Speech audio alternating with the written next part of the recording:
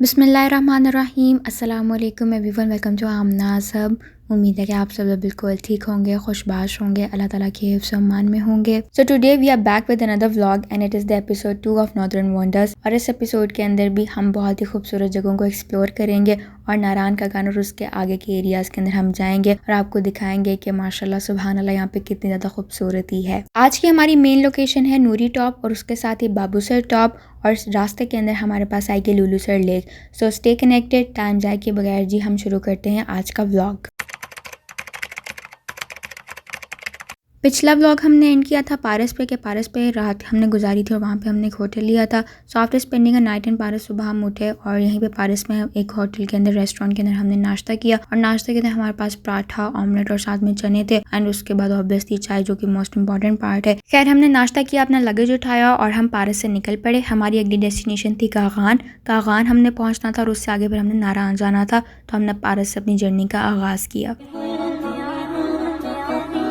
عملت لحلمي عملت كثيرا وها قد حصل سهرت تعبت وقد طاب ذا اليوم حلم السماء عملت لحلمي عملت كثيرا وها قد حصل سهرت تعبت وقد طاب ذا اليوم حلم السماء। और आप लोग इस दरिया का नाम तो नहीं भूले, अगर भूल गए तो मैं याद दिला देती हूँ। ये दरिया कुन्हार है और आगे इसका नाम नहीं भूलना क्योंकि एंड तक हमारे साथ यही चलेगा। और पूरे रास्ते के अंदर कुछ कुछ जो अच्छे सीन्स आ रहे थे वहाँ पे हम थोड़ी देर के लिए रुक जाते थे और पिक्चर्स बना लेते थे। और ज़्यादा मैं कुछ बोल नहीं सकती क्योंकि आपको भी पता है कि ये नज़ारे ऐसे जहाँ पे पहाड़ है और दरिया है और इनको बस इंसान देख के फैसिनेट हो सकता है। ज़्यादा कुछ इनके बारे में मैं बोल नहीं सकती। और रास्ते में एक जगह पे हमें सेब लगे हुए मिले थे दरख्त पे, लेकिन थोड़े कच्चे थे और दूसरी बात हमारी पहुंच से थोड़े दूर थे, वरना हम इनको भी तोड़ के खा लेते। एनी हाउस नारायण का वाली साइड पर आपको काफी जगहों के ऊपर इस तरीके से फ्रेश फ्रूट लगे हुए मिलेंगे और सड़कों पे ऐसे साइड्स पे लोगों ने इस तरीके से थोड़े स्टॉलर्स और शॉल्स वगैरह भी लगाए हुए थे। हमने देखे थे लेकिन हमें कुछ खास पसंद नहीं आया,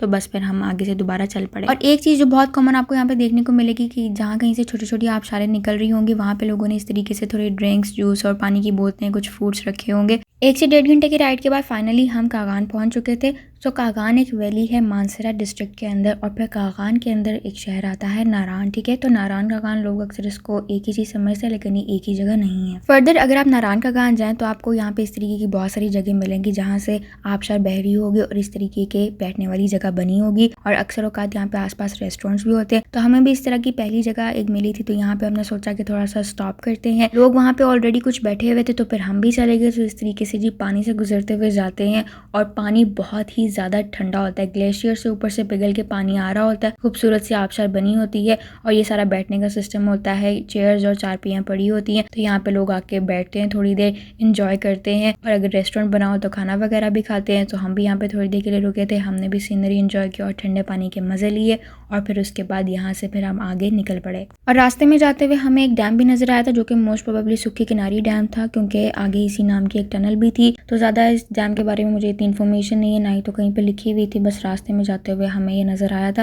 लेकिन एक बात जो मुझे पता है कि इन इलाकों के अंदर, इन जगहों के अंदर कंस्ट्रक्शन करना बहुत ही ज़्यादा मुश्किल होता है क्योंकि लैंडस्लाइडिंग का खदशा बहुत होता है और इन जगहों पे कंस्ट्रक्शन के इक्विपमेंट्स और व्हीकल्स लाना इतना आसान नहीं होता। सो जिन्होंने भी बनाई है उनकी काबिलियत है, अब big appreciation to them. And then जो हमें बहुत ही अमेजिंग एक सीन देखने को मिला कि हमने इतना बड़ा यहाँ पे ग्लेशियर देखा। ये जो सारा आपको पोर्शन नज़र आ रहा है ये वाइट सा, जो कि ऊपर शायद आपको गंदा सा लग रहा हो, असल में ये सारा ग्लेशियर है। और आप यहाँ पे देख सकते हैं कि लोग आसपास कितने ज़्यादा हो। ये जो सारी आपको फॉग से नज़र आ रही है असल में इस ग्लेशियर की ठंडक है, इस ग्लेशियर की मिस्ट है। यहाँ पे पानी का प्रेशर भी आप ये देख सकते हैं। ये पूरा ग्लेशियर है जो कि सर्दियों के अंदर जम जाता है और फिर लोगों के आने जाने के लिए ये रास्ता फिर क्लियर किया जाता है। आप ये देख सकते हैं कि आगे इन्होंने लिटरली रस्सियाँ भी लगाई हुई थी ताकि लोग आगे ना जाएं क्योंकि गर्मी की वजह से ये जो ग्लेशियर है ये नीचे टूट भी सकता है और लोगों की जाने भी जा सकती हैं। ये जो सारा पानी आ रहा है ग्लेशियर के पिघलने की वजह से आ रही है and it was such an amazing experience. और यहाँ से लिटरली बर्फ भी टूट रही थी और हमारी पाकिस्तानी अवाम, कुछ लोग तो बर्फ भी उठा उठा के तो रख रहे थे। ये आप देख सकते हैं कि पीछे तक ये सारा ग्लेशियर जा रहा था। ये सुभान अल्लाह इतना बड़ा ग्लेशियर था, ये सारी बर्फ है और जो इसका पानी है वो भी एकदम प्योर है। Okay, so long story short, beach वाला हम पार्ट सारा कट करते हैं, ट्रैवलिंग वाला, क्योंकि व्लॉग बहुत ही ज्यादा लंबा हो रहा है। हम तकरीबन 3 घंटे की टोटल राइड के बाद नारान सिटी के अंदर पहुंच चुके थे और हमारा इस्तकबाल किया इन भेड़ बकरियों ने जो कि ऑब्वियसली पहाड़ी बकरे थे। तो नारान शहर स्टार्ट होते इस तरह की चीज़ें आपको नजर आनी शुरू हो जाती हैं हैं। और नारान का जो बाज़ार है वो बहुत ही बड़ा है माशाल्लाह, ठीक है। यहाँ से आप गुजरते जाएं, बाज़ार ख़त्म होता ही नहीं है। और उस सबब से उस दिन जुम्मा भी था, इतना ज़्यादा रश था कि बस आपको क्या बताएं। लेकिन ये बाज़ार है कि काफ़ी अच्छा है, तकरीबन सारी चीज़ें यहाँ से मिल जाती है। और चूँकि आपको पता है कि KP का इलाका है, तो जो यहाँ पे उस तरह के ट्रेडिशनल बैग्स वगैरह मिलते हैं, कुछ काम वाली चादरें और सूट्स होती हैं। वैसे सच आपको बात बताऊँ, मैं मक्खन नहीं लगाऊंगी, लेकिन मेजोरिटी चीज़ें ऐसी होती है जो कि पंजाब से भी बहुत आराम से मिल जाती है। बस उन्होंने वहाँ ले जाके तो पहाड़ों के बीच में महंगी प्राइस लगा के रखी होती है। कसम से 90% जो चीज़ें मैंने देखी थी ना, वो आपको पंजाब से बहुत आराम से मिल जाएंगी। हाँ, कुछ चीज़ें होती है जो कि बहुत यूनिक होती है और आपका बस दिल करता है कि ये लेनी है। तो इसी तरीके से ये कुछ बैग्स थे जो कि मुझे अच्छे लगे थे। ये 2 बैग्स मैंने लिए थे, बड़ा अच्छा इनका मुझे कलर लग रहा था और कढ़ाई भी अच्छी थी, पैचेस अच्छे लगे हुए थे, तो ये मुझे पसंद आया। तो फिर ये मैंने अपने लिए बैग्स ले लिए।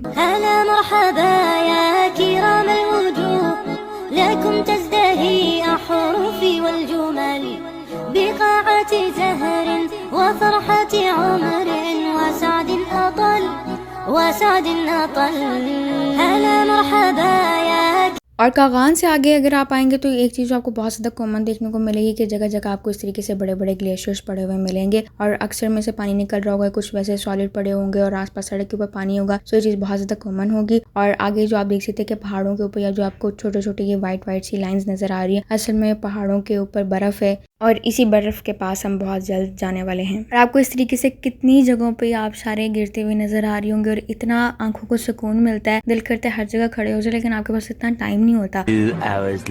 तकरीबन 1-1.5 घंटे के मजीद सफ़र के बाद हम फाइनली पहुंच चुके थे अगली जगह, जो कि थी बाटाकुंडी। नारान से आगे एक शहर आता है जो कि बहुत इंपॉर्टेंट जगह है और इसी से आगे तकरीबन सारे रास्ते निकलते हैं। तो बाटाकुंडी पहुंचने के बाद हम थोड़ी देर अपने चाचा लोगों का वेट कर रहे थे और यहाँ पे हमें एक बड़ा अच्छा सा रेस्टोरेंट मिला था जो कि था कोयटा रेस्टोरेंट, जो कि बस एक ढाबा स्टाइल था। बहुत अच्छा सा रेस्टोरेंट तो नहीं बना हुआ था, लेकिन कहते हैं ना कि कभी कभी ढाबों के ऊपर भी आपको बहुत अच्छा खाना मिल जाता है। तो यहाँ से फिर हमने ऑर्डर किए थे चपली कबाब, और चपली कबाब मैं क्या ही कहूँ, इतने मजे के थे। और जो साथ में चटनी थी वो तो बहुत ही आला थी। तो मतलब इस छोटे से ढाबे के अंदर भी बैठ के हमने अच्छा खासा जो अपना खाना था वो एंजॉय करके खाया अल्हम्दुलिल्लाह। उसके बाद आया सबसे मुश्किल मरहला, जो कि था जीप्स के अंदर बैठना। और पिछले व्लॉग के अंदर आपने जीप्स की लंबी सारी रुदात तो सुन ही ली होगी कि असल में जीप्स कैसी होती हैं, तो वो कहानी मैं दोबारा नहीं दोहरा रही। एनीवेज जी, हम जीप में बैठ चुके थे और हमारा इरादा था नूरी टॉप और बाबूसर टॉप जाने का। बाबूसर टॉप का नाम शायद आप में से काफी लोगों ने सुना हो, लेकिन नूरी टॉप इतने फेमस नहीं है। तो आइए आपको लेके चलते हैं पहाड़ों की मजीद खूबसूरत और गहरी वादियों में।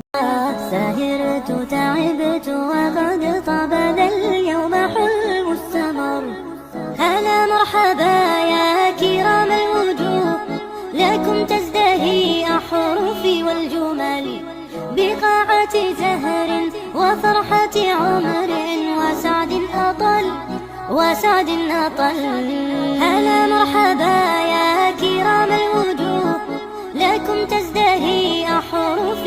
खूबसूरत से सीन्स एंजॉय करते हुए हम एक जगह पहुंचे जिसका नाम था जलखंड। जलखंड तो हम पहुंच गए, लेकिन उसके बाद से हम कहाँ पहुंचे और कैसे पहुंचे ये हमें भी नहीं पता, क्योंकि उसके बाद से जो रास्ता स्टार्ट हुआ मुझे समझ नहीं आ रही कि मैं वो अल्फाज में कैसे बयान करूं। क्योंकि जो सिरी पाए वाला जो हमारा रास्ता था ना, वो ज़्यादा बस मुश्किल था, थकाने वाला था। लेकिन ये वाला जो सफ़र था नूरी टॉप वाला, मुझे समझ नहीं आया कि वो थकाने वाला ज़्यादा था या ये ख़तरनाक ज़्यादा था। क्योंकि नूरी टॉप, जैसे कि मैंने पहले बताया कि ये इतना फेमस नहीं है। नूरी टॉप ऐसी जगह पे है जो कि बिल्कुल टोटली रिमोट एरिया नहीं जिसको आप कहते हैं, जहाँ पे आपको बंदा ना बशर नजर आएगा। यहाँ पे जीप्स बहुत कम जाती हैं क्योंकि लोगों को इतना आइडिया नहीं है, ठीक है। बहुत कम आपको यहाँ पे जीप्स नजर आएंगी। और दूसरी बात, जो रास्ता है इसका वो इतना ज्यादा पक्का नहीं है, ठीक है। जो जैसे वो कहते हैं कि रोड़े और वट्टे यहाँ पे बहुत ज्यादा होते हैं। और जो एक और ट्रेजेडी हमारे साथ हुई कि रास्ते में जाते हुए जो हमारी जीप का टायर था वो पंचर हो चुका था, और शुक्र से एक अदर टायर हमारे ड्राइवर के पास था तो वो ठीक कर रहा था। लेकिन अगला ख्याल जो हमारे जहन में आया कि खुदा ना खास्ता ये वाला टायर भी फट गया तो फिर हम क्या करेंगे। अलबत्ता अल्लाह की आस पे बस हम बैठे हुए थे सब्र शुक्र करके। ये तो उस दिन सब कुछ हमारे साथ हुआ। और जब हमारी गाड़ी का टायर ठीक हो रहा था तब भी हमारे पास यहाँ पे कुछ अफगानी बच्चे भी आए, तो यहाँ पे थोड़ी देर बैठ के हमने इनके साथ जरा बातचीत की। क्या नाम है? गुलासान राजहान। शुगर से हमारी गाड़ी का टायर ठीक हो चुका था, तो उसके बाद से दोबारा से हमने अपनी जर्नी कंटिन्यू की। और जो हमारे ड्राइवर थे ना, मैं क्या बोलूँ, इस बंदे ने कोई 5 दफ़ा हमें बोला है बस 10 मिनट दूर है, बस 10 मिनट दूर है। घंटा गुजर गया, 10 मिनट ना गुजरे। एक तो यहाँ के ड्राइवर्स की नहीं मुझे बात समझ आती, सीधा बात ये लोग नहीं बताते। पिछले दिन भी जो हमें ड्राइवर मिला था वो कहता है नूरी टॉप एकदम सीधा रास्ता है, कोई मसला नहीं है, आधे घंटे में आप लोग पहुंच जाएंगे। भाई साहब हमें कोई 1.5 से 2 घंटा लगा वहाँ पे पहुंचने में। और जो रास्ता था ये आप ये देख सकते हैं कि हम बस चंद सेंटीमीटर दूर थे उस गहरी खाई के, बस अल्लाह ताला ने हमें बचाया हुआ था। आयतुल कुर्सी हम पढ़ी जा रहे थे। और एक और बात जो मैं क्लियर करती चलूँ कि टू बी ऑनेस्ट हमें नहीं पता था कि नूरी टॉप का जो रास्ता है वो इतना लंबा और इतना खतरनाक है, top of everything you know, क्योंकि यहाँ पे जो जीप्स हैं वो इतनी ज़्यादा नहीं गुजरती। जैसे होना कि इंसान को आशा रहती है कि खुदा ना खास्ता कोई मसला हो जाए तो अगली जीप आके हमें हेल्प कर देगी। अगर हमें पता होता तो ऑनेस्टली हमने इस जगह पे नहीं जाना था, क्योंकि कोई भी बंदा इतना पागल नहीं होता कि एडवेंचर के लिए इतनी दूर और इतनी मुश्किल खतरनाक जगह पे आ जाए। और सोने पे सुहागा उस दिन जो एक और चीज़ हमारे साथ हुई कि जब हम अपनी मंजिल से थोड़ी दूर थे तो वहाँ पे पुलिस की एक जीप आई जिसकी मैं वीडियो नहीं बना सकी, और वहाँ से एक पुलिस वाला हमारे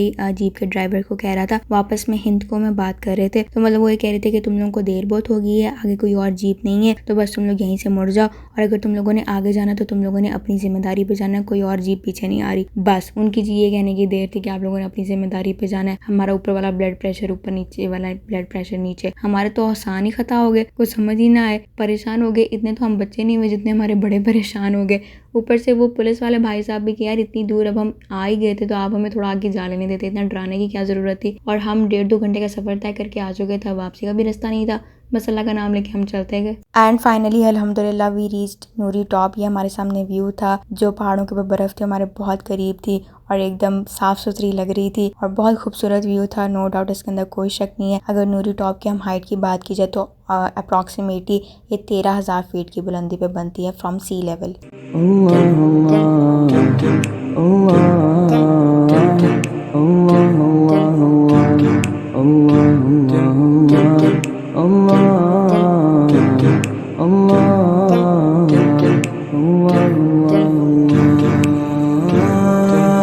الوقت يجري والعمر يمضي يا إنه قلبي أين دربي ربي।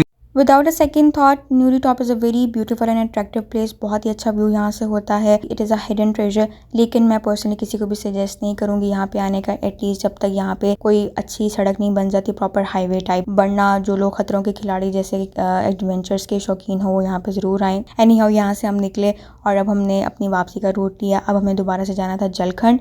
तकरीबन 1.5-2 घंटे की राइड के बाद हम अगेन अल्हम्दुलिल्लाह सेफली जलखंड पहुँच चुके थे और यहाँ पे तकरीबन हमने 1 घंटे की रेस्ट ली। यहाँ पे हमारा थोड़ा सा स्टे था। इसके आगे हमने जाना था एक और जगह पे जिसका नाम था बाबूसर टॉप। वो वाला पार्ट मैं इस व्लॉग के अंदर ऐड करना चाहती थी, लेकिन व्लॉग काफ़ी लंबा हो चुका है, इसलिए ये वाला व्लॉग मैं यहीं पे एंड करती हूँ। और उसके आगे जो बाबूसर टॉप और लुलुसर लेक का जो पार्ट है वो मैं इंशाल्लाह अगले व्लॉग के अंदर एपिसोड 3 के अंदर डालूंगी, जिसके अंदर हम झील सैफर में लोग भी इंशाल्लाह एक्सप्लोर करेंगे। सो मैं चीज़ें जल्दी में नहीं वाइंड अप करना चाहती, क्योंकि मैंने वीडियोज़ बनाने के अंदर बहुत ज़्यादा मेहनत की है और मैं एडिटिंग के अंदर भी बहुत ज़्यादा मेहनत कर रही हूँ, तो मैं आहिस्ता आहिस्ता करके चीज़ें लेके चलना चाहती हूँ, क्योंकि आप में से भी बहुत सारे व्यूवर्स हैं जो कि फर्स्ट टाइम चीज़ें देख रहे हैं, तो सबको मज़ा आए और मुझे भी एडिटिंग करते हुए मज़ा आए। सो ये वाला व्लॉग हम यहीं पे एंड करते हैं। इंशाल्लाह अगले एपिसोड के अंदर मिलेंगे मज़ीद अच्छे व्यूज़ और मज़ीद अच्छे एडवेंचर्स के साथ। अपनी दुआओं के अंदर याद रखिएगा। मिलते हैं अगली वीडियो में। अल्लाह हाफ़िज़।